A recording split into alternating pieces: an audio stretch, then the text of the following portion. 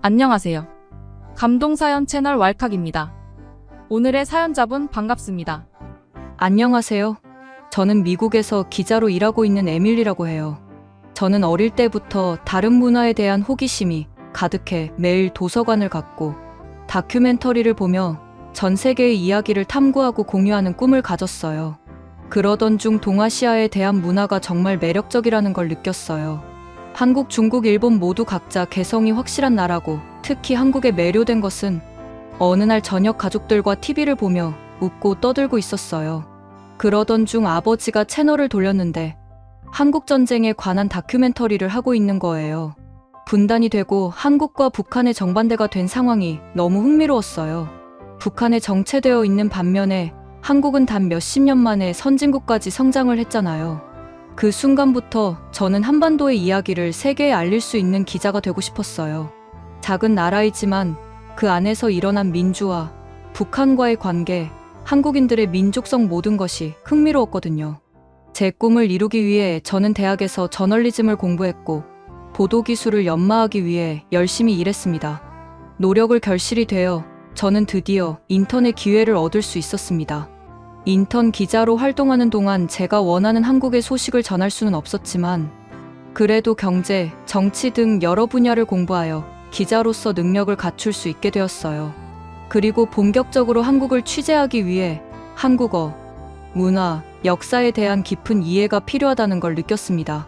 그래서 저는 미국에 있는 한국어 수업에 등록했고 열심히 노력해 어느 정도 회화는 할 수 있게 되었죠.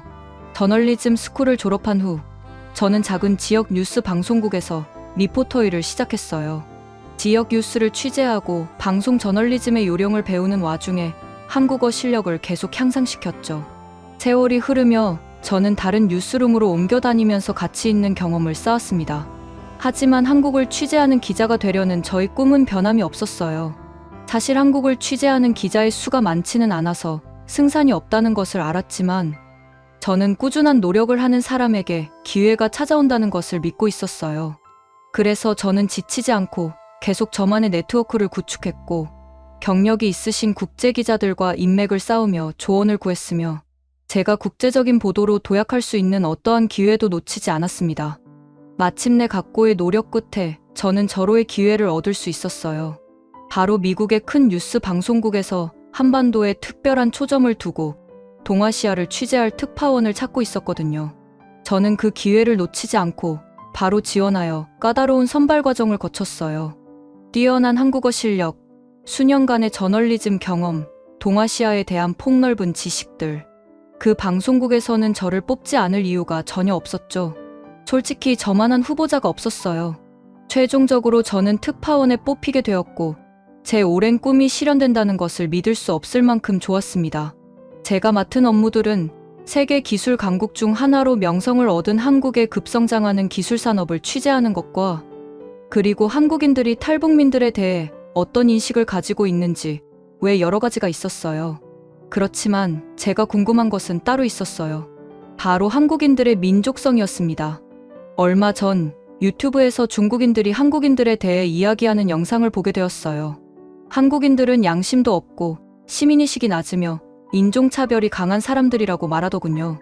제가 지금까지 알았던 한국인의 특성과는 거리가 멀었기에 믿을 수 없었어요. 그래서 직접 한국에 와서 제 두 눈으로 똑똑히 확인하고 싶었습니다. 그렇게 저는 한국의 CEO들과 산업들을 취재하기 위해 비행기를 탔어요. 처음 밟은 인천공항은 역시나 제가 알고 있던 한국을 축소시킨 모양새였어요. 세련되고 첨단적이고 활기가 넘치는 사람들. 이 모습을 보니 괜히 가슴이 뛰기 시작하더라고요.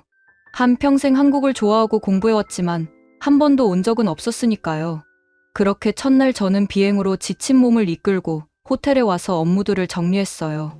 다음 날부터 바로 한국 CEO들은 인터뷰하고 기술 박람회에 참석하고 최신 산업을 탐구해야 했거든요.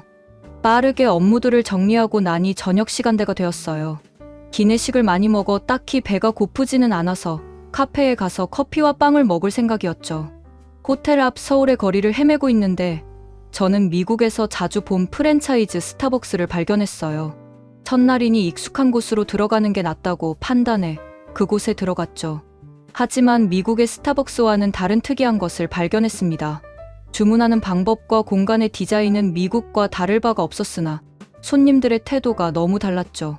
저는 우선 주문을 하고 커피를 받은 뒤에야 제 짐을 테이블에 올려놓을 수 있었어요. 왜냐하면 미국에선 그게 당연하니까요. 절대 짐을 먼저 두고 주문을 하러 간다는 건 불가능해요. 만약에 제가 지갑이나 핸드폰을 두고 주문을 하러 갔다? 그럼 그냥 도둑에게 선물해 주는 거예요. 그런데 뒤이어 들어온 한국 여자는 큰 백팩을 메고 왔었는데 백팩을 자리에 두고 주문을 하러 오는 거예요. 근데 더 놀라운 것은 어떠한 사람도 그 백팩에 관심이 없다는 거였어요. 여자는 백팩을 두고 가벼워진 어깨로 주문을 한 후에 다시 자리로 돌아가 가방에서 노트북을 꺼냈어요. 저는 기절할 뻔했습니다. 그 비싼 노트북이 든 가방을 두고 자리를 비웠다니. 분명 중국인이 고발한 영상에선 한국인은 양심이 없고 시민의식이 낮다고 했는데 정반대의 모습을 보니 역시 그들의 질투심에서 비롯한 허위 발언이라는 걸 깨달았죠. 저는 홀짝홀짝 커피를 마시며 다른 한국인들의 모습을 구경했어요. 대부분은 공부나 업무를 하러 온 사람들이 많았고 등산복을 입은 중년들, 그리고 간단한 비즈니스 대화를 하러 온 손님들이 있었어요.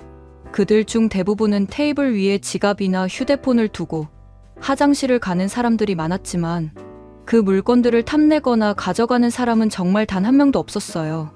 미국에선 자신의 물건을 두고 자리를 비우면 도둑당해도 경찰에선 제 잘못이라고 얘기하거든요. 물건 간수를 잘했어야지 왜 남이 훔쳐가게 두냐고요. 그래서 물건을 도둑당해도 괜히 제 잘못인 것 같아서 죄책감이 더 심했죠. 하지만 한국의 문화를 보니 역시 남의 물건은 훔치지 않는다. 이 인식이 먼저였어요. 이 의식을 가진 사람들이 미국엔 잘 없는데 한국은 다 체화됐다는 것이 너무 신기했죠. 카페에서 한국인들의 모습을 보고 난 이후로 저는 한국에 대한 호감이 더욱 커졌어요. 이후 한국의 CEO들과 인터뷰를 할 때도 그들의 젠틀한 태도와 영어 실력에 감동을 받았죠. 한국인들은 다 기본 이상의 회화 실력을 갖추고 있더라고요. 그리고 제가 한국어를 쓰면 다 놀라며 좋아하는 반응을 해주니 괜히 뿌듯했습니다. 몇 년간 한국어에 투자한 제 노력이 헛되지 않았네요.